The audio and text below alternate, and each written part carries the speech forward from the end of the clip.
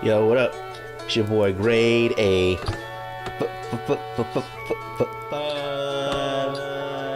Yo, today I want to talk to you about some of the animation process and like animation failures and all that good stuff.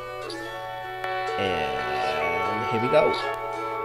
So these are some thumbnails, and usually the way I start out any animation I do is I usually start out with these thumbnails that are not on the timeline. They're not in a sequential order at this point. They're just on the very first frame, all outside of the that field view where you would render and see. And then after that, I just cut them out and then I start lining them up. And I find that it makes it easier to get rid of drawings that don't work, or to just not use drawings that aren't working. And sometimes that's the hardest part of animating, is abandoning ideas that don't work, those animation fails that are just blah. So what I'm doing here is I already went back in and I drew out a whole bunch of new poses that I liked a little bit better. And these red ones are ones that I got rid of because I didn't like the poses. They didn't really pop. They didn't really do anything to make the animation sing. They didn't do anything to make it more impactful. So I just got rid of it. So what I'm animating is what is currently called like a wild take or a big take. So what the character does, he looks back again, and then he does a big giant reaction. In this case, he does like a bunch of, look back, and then he does a gigantic one big take and then a really big take. So some of what I do in this process is I try to sketch out some of the arcs of where things are moving, and if I can, I'll try to reuse some drawings and just slide stuff around. I mean, the benefit of working digital is that you don't have to draw every single frame. And that, especially in this early phase, before you really start thinking about cleaning stuff up and polishing it and making it look better, that you can just take parts and pieces that you need, flip them, rotate them, scale them, skew them, distort them. So you can get to, especially for things that are like overshoots, where you go past the pose slightly and add that extra little bit of pop to the animation, the extra bit of life to it. Like, those are easy to do by just taking parts of your drawing, your animation, and just slightly skewing it, so you're not drawing every single frame, especially just really what I would consider incidental accent frames that are not really big movements that are going to be seen. So a big part of what I'm trying to do here is figuring out how to hit some of these head turns, add these little dips here and there. I don't think they're absolutely necessary to do a head turn, but I mean, they're pretty cool because they add a little bit of life to stuff, so it doesn't end up feeling really flat. And in this section, you can see there's a lot of reusing of the body. Later, when I go back in and I refine and plus these parts where I did a lot of copy and pasting of the body, I'm just going to make a complete separate layer and isolate that out, so I can just animate the parts that move and not have to worry about that sort of jittering and being too active when it doesn't need to be. You can see I had a smear, doubles, triples on the face. I like to use those, and they're just single frame things that the only time you'll ever see them is if you pause the animation and go, what was that? But what it does is it helps get me from point A to point B a lot faster. And invariably, I'm probably going to cushion those a little bit, which means I'm just going to add a couple extra frames right after when it finishes. And you can see here that there's a part of where I'm using the head, I'm just copying and pasting some frames, and then I added that little squash drawing in there just to plus it so it wouldn't be really flat. So one of the areas that I know I had a lot of trouble with is the section where he's doing the big gigantic take and trying to figure out how to get there. My first impulse was to just go from his hand on his face and then just cheating right to him, blasting into that pose. But I wanted to make sure that I wasn't cheating the animation too much because this is not really, for me, this is not really an exercise in like, hey, how do I overly simplify what I'm doing here and just drop frames and go from one place to the other really quickly without putting in effort. So some of this is just to practice the extra bits of adding that motion, that to go from one pose to the next pose and have a degree of fluidity to it. Even though it's a really big cartoony move, the idea is to try to figure out how do I make it still have a good sense of energy and movement to it without just chopping and chopping and chopping. So there's parts in here I'll make a little choppier just for the sake of making it faster. But I wanted to come in here and plus this a little bit so it still moves well, so to speak, if that makes sense. And there's a lot of distortion that's happening in the face, and the distortion in the face is intentional. It's not just off model on accident. It's very purposeful. And then even going from here to trying to get back up to where he's doing a really, really big take. I know right now that the field view means that I'm going off the camera. So if I was to render this, you wouldn't see his head off of the top of the screen where I'm drawing right now. But later I'm going to add a camera move in there to track and follow and kind of move out. So we're going to pull out a little bit so we can frame up on him when he does this really, really, really big take there. But right now I'm trying to take some shots at like, what do I want to do to get from there to there? And the struggle in this instance is that I want it to feel alive, but I also want to make this motion feel good. And so sometimes the biggest failure that you'll run into is, at least I've seen for myself in particular, is over animating things and putting too much stuff in there to the point that it gets too busy and that you won't just get rid of it because you drew it. And you're like, I drew it, I gotta keep it and figure out how to make it work. And sometimes you gotta be willing to, even though you drew it and you might like it, that you gotta look at it and say, is this working? And it's hard to be objective about your own work sometimes, and you look at it and you know it's not working, but you still keep it, that you sometimes have to get rid of it. So there's a lot of times I watch these. If I'm animating, I'll watch it over and over again. I'll take a break, come back and watch it over and over again, and try to come at it with fresh eyes. And it sounds silly, but I try to look at it like I've never seen it before to get an idea as to, does it work? Because again, like, you watch it and think to yourself, like, man, it looks cool. And you might watch it like a week later and then go, no, that's terrible. I hate that. So sometimes if you could just take a break and look at it later, like, that'll help. So all I'm doing right now is I'm planning out what I want to do with the camera and trying to get a sense of, like, what should I do in terms of positioning the camera to track the movement. The nice thing about when you're working in Harmony in particular is that if you create a camera move, that you could turn off that layer so that you could animate just the actions and not have to worry about animating it and interpolating the camera at the same time. So I do the camera moves because they're just keyframes that are set on a peg that doesn't really affect the animation as a whole.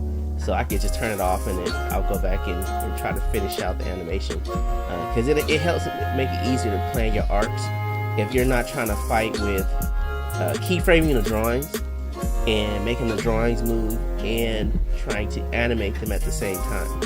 So right now, the only thing that's moving in terms of like when it's going in and out, it's just there's a camera that's separate from the drawings themselves, which is really cool. It makes things a lot easier. Like way easier. Like way easier. So I'm just doing a quick save and export so I can kind of check it out offline, so to speak, so I can get an idea as to what it looks like and see if it has the feel that I want. And after that, I go back in and I say, all right, Let me take a stab at this again. So what I wanted to try to do is I thought to myself, I want to add a stagger in here. And that was really the plan, is, hey, drop a stagger in there, try to make it do like this really cool eccentric movement. And really, I kind of struggle with it. And again, that's part of, I feel like that's part of the process that you rarely ever see. You rarely ever see people struggle when they're animating. Usually you see people just knock through it and they're like, yeah, I'm done. But I would assume that for almost every animator. Like, there's moments where when you're working, you're staring at the animation you've planned and it's not working. And you're like, oh, what do I do? What do I do? So in this section, I was gonna do like this really cool stagger, but then I thought, you know what I should do? I should change it so it looks like his features suck in before they pop out. So I kind of changed the direction of what I was gonna do there, and I feel like it made it better. And you may look at it and go, nah, I hate that, it's terrible. And I think the hardest part of animating is always that it's subjective, you know? Like, what one person loves, somebody else might be like, oh, I hate that. You know what I mean? And there's nothing you can really do about that, because what you're doing won't appeal to everyone. And hopefully, I mean, at the end of the day, you do stuff that you find, you know, fun, interesting, appealing, and not so much I'm worried about, you know, are people gonna love this? So in this section, what I started doing is I started trying to plan for a stagger where, you know, you do all these like really tight in-betweens and then you offset them to try to make it look like it's a like eccentric movement where it's like a tremble, something to that effect. So the idea was that this section would have a bit of a trembly feel to it. So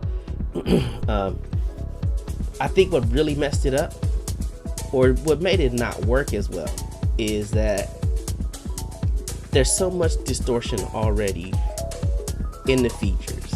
There's so much distortion in the posing that trying to make it feel like it's staggered too just made it too busy. And I mean, some people might to themselves say, nah, that's not too busy. But for what I wanted to do with it, it felt like it was too busy and it wasn't lending towards making it, you know, as fun and as interesting as what my vision for it was. So there's some parts that I did keep, and there's some things that I changed and got rid of because I just thought, you know what, instead of making this bounce all over the place, instead of trying to do a stagger here, it might be better when I get to the bigger top pose to make a little bit of a stagger in there, so that's where my eccentric motion is. And for something like this, like, I'm, you know, again, like you're kind of throwing stuff at the wall and hoping that it sticks. And a big part of this was that it was a lot of straight ahead stuff to kind of guesstimate. Now you can see that the drawings get way faster. I mean, this is sped up, but realistically, like that, I don't think it's, I mean, it's sped up, but I don't think it's that sped up. In terms of decision making, like, it was really quick to go, all right, let's get rid of that idea and let's go and throw in this idea of, let me distort these parts and pieces to make it feel like maybe the face does some stretching instead of doing some staggering. Because again, I think when you have like distortion and you have stagger and you push all those things together, it's putting too much. You know what I mean? It's like putting syrup on sugar. I don't know, I guess you could. But if you're just eating syrup and sugar, like, that's, I don't know. Maybe I just don't like sweets that much. Maybe that's what it is. Like, somebody listening to this might be like, what's wrong with syrup and sugar, man? I lied. That sounds delicious. And they got like a cup of syrup and sugar stirred together, just warm, and just devouring it. And if I offended you with that, I'm sorry. So you can see here, like, I took a stab at it. I said, let me try to make this stagger. And I looked at it and I hated it. Like hated it. Wow. And it's again like it's an animation fail. You know what I mean? An animation fail. So I had to just reset, get rid of it, and take another stab at like how am I gonna approach that? Right? And so again, it's really tough because I did some drawings for it. And to be honest, I wasn't in love with them, you know. But it took time, energy, and effort. And that time, energy, effort, for all intents and purposes, wasted. Right? But keeping something that's not working is probably worse than like the energy wasted doing the drawing. Because you'll look at it, and no matter what, it'll be terrible. And if you're unwilling to get rid of those drawings that don't work, like all you're gonna do is just stare at really bad animation and just constantly wonder why is it not working. So in this case, I decided, you know what, I want to do something to this to make a stagger in between. So I started playing with pulling the features and distorting things, and I'm still trying to figure out at this point now, like how do I get from that bottom exaggerated thing to that top pose. So I'm trying to plan out like arc of motion, like how do I get the reverse curve, so reverse on the spine, and then push up to that top pose. Like, at least that was the idea. But then I looked at it and it was too many poses, and it felt like it didn't help the movement, and that it just added extra business. So it wasn't bad, it wasn't terrible, but it didn't quite sit with my vision of how I wanted to pop, and that it felt like it was just adding extra business and not leaning towards the sort of exaggeration that I wanted to happen. And it felt kind of generic, and it felt like it was too simple. So I kind of just, I messed with it, I tried it, I threw it out there, and you can see these drawings are super fast. Like in reality, it's very minimal lines. I don't draw in a whole bunch of details. There's things in there that need to be drawn in that don't get drawn in. Sometimes I just draw the head because I feel like for this at least, that's the important thing that I really need to work out, because that face popping is what's gonna sell this action. So I kind of fought back and forth to try to figure out how to make that work, and then eventually I decided I'm just gonna kind of scrap the direction I was going with that, and try something a little bit different, try something a little more fresh. So what I did was I decided, hey, let me save this as a new version. Any event that I completely blow it, that I can step back to the previous version and still be able to, to work from there. Any event that I completely blew it, because sometimes in the process of experimenting, you might blow it. Maybe. So what I decided to do, I said, let me go back and plan out my arc for this head, because I was trying to I was about to do a Maverick style, like I was just gonna figure it out, and I started feeling like, man, I'm just gonna keep drawing poses in there and not really get a clear vision of where I want to take this. So I made a new layer, decided, hey, let me draw the arc. So I started with the bottom and went up, started from the bottom, now we up. Started from the bottom, no. So I started from the bottom, went to the top, and said I want to hit that pose, overshoot it. I want to do something, maybe a smear in between, and then I'm probably gonna have it maybe settle back down. So now I kind of use that as a way of plotting how I'm going to handle those drawings. So it made it easier to be able to discard the ideas that I was like, that's not gonna work, that's stupid. Right? So it made it faster to discard things that I just felt like I wouldn't work at all. Which again is most of the time the challenge is deciding on, like, these drawings, these poses are just not gonna work. And you could easily fight with, you know, the drawings over and over again. If it's hard for you to be willing to just say, hey, let me go back and plan this out in a more meticulous way, or in a more logical way, or you could just keep winging it, right? So I decided, hey, it'd be cool if I had a little smear in between there, so I could get from there to there really quickly. So I can get to this top pose, and I can get to the overshoot. Eventually, I'm gonna go back in. I probably will get rid of the ears. I think I got rid of the hat and made a layer for the hat, and I'll probably change that again too, because there's some separation, there's some timing differences that I want to happen with the ears as well as with the hat, that if I draw them within the head, it's going to be a lot of fighting and wrestling to redraw those. So I just separated them out and isolated them eventually, so that I wouldn't have to contend with both of them at the same time. Again, which is it's a smart, effective, useful way to approach it. Again, you can easily just go straight up. You know, you can just bang straight through it. So I did the smush face because I like that. I was like, oh man, the smush face is really cool. But being able to make that like squash and stretch, you know what I mean? Like, how could you, this animation principle, like using principles. So I decided, hey, I should get a little squash in there. And then I went even simpler with the arms here, because I already knew like I was gonna have a fight with these arms. But I wanted to get that sort of wave with the arms, where you get that nice overlap, because I want the arms to come up and then I want them to push down. So there's gonna be a little bit of distortion probably in the proportion. Oh, that's like rapid distortion in the proportion. You see how I'm contorting.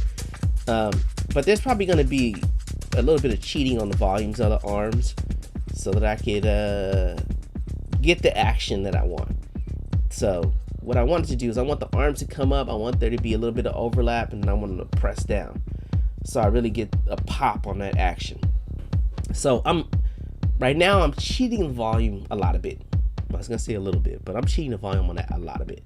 But I'm getting the overlap that I like, which is more important than if it's accurate right now, because this is not quite thumbnailing, but it's pretty close. It's like the next step from thumbnailing, because I really want to work out the motion before I start really cleaning things up, and really trying to put them on model, like really on model. I mean, it's pretty close, but there's some things that are probably tweaked out that are not quite where they need to be. So again, at this point, I scrapped the hat and some of those, because it was getting distracting, and it was just redrawing them, and it wasn't going to give me the flow that I needed anyway. So I just kind of deleted the hat and just focused on, let me hit this face, and then I'll separately kind of hit bits on what I think I might want to do with the hat, because I'm just going to straight ahead the hat, meaning that I'm going to draw it from where it starts on his head, where it floats in the air, and then when it drops back on top of his head, because I'm not sure what I want to do with that. If I want to make that spin a little bit in the air, if I want to flip backwards and then land back on his head, or if I just want it to kind of hover like it's got air underneath it and then just snap back on his head. That I'm not sure what I want to do yet, but I'm eventually going to go back in and figure it out. One thing I do like to do, and even in these early stages, is I like to try to make sure that my characters still have volume to their limbs and parts and pieces.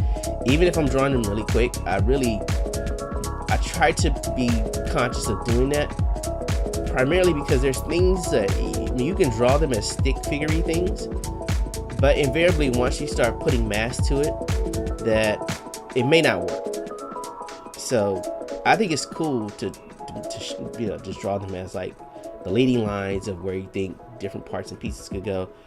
But you got to kind of keep in mind that if you're making them just leading lines, stick figure bits, that the next phase of tying it down and trying to make it more accurate is going to be a lot more difficult, because now you've got to try to consider how the mass moves and not just that really cool line. And so it's just something to be aware of. There again, I would just say there is no exacting process where you have to do it a certain way. The important thing is, if something's not working though, like, throw it away. Especially if you have drawings that you see you're not working, like, throw it away. Like, get rid of it. given. I mean, most of this early phase should feel temporary, where you feel comfortable with the idea, like, hey, I'm just making decisions, and hopefully they're good decisions. And if at any point, like, you just feel like, hey, it's not working, like, you should feel comfortable with the idea of scrapping it. So all this is I'm really kind of sort of cheating some of this, where I've got the same pose and I just took the drawings and I made two different drawings. So I took those parts and shifted them forward, and I drew the in-betweens on it. I probably could have just taken them and slid them around, but I probably will later when I go back and clean up a little bit more. I'll probably draw them still instead of shifting them. I'll probably shift the same 2 frames though. But there's something about, if you take too many drawings and you shift them around and you're just moving and cutting and pasting them, that because the lines end up being too perfect, that it loses something. So your mileage varies on that. If you want, you could I probably could keyframe that same motion, which will probably save some time. And it's something I might explore. Might be worth exploring. Because there's some things that I'm probably gonna have to do. Like I might play with some drawing substitutions on the eyes, kind of similar to symbols in Flash, to kind of plus some of the acting. So in some of the parts where the character's head is about to turn, I'll probably play with what I want to do with the eyes, so they're not necessarily completely stationary. But in this case, I'm planning a stagger in this part, and the cool thing about doing this digital is if you mess up, you can always undo it. And I think I might have messed up like twice, just because I didn't shift the frames forward or back enough, so it was just flashing off and on, which looks dumb. So all you got to do is you got to shift it 2 frames in either direction to get it to offset, so it looks like it goes forward, then comes back, goes forward, then comes back. So it adds that really cool sort of eccentric motion. And it really is basically just in betweening really tight drawings and then offsetting them. All I did in this case is I'm really repeating the cycle of the eyes going forward and coming back, going forward. And then all I did was duplicate that like 3 times.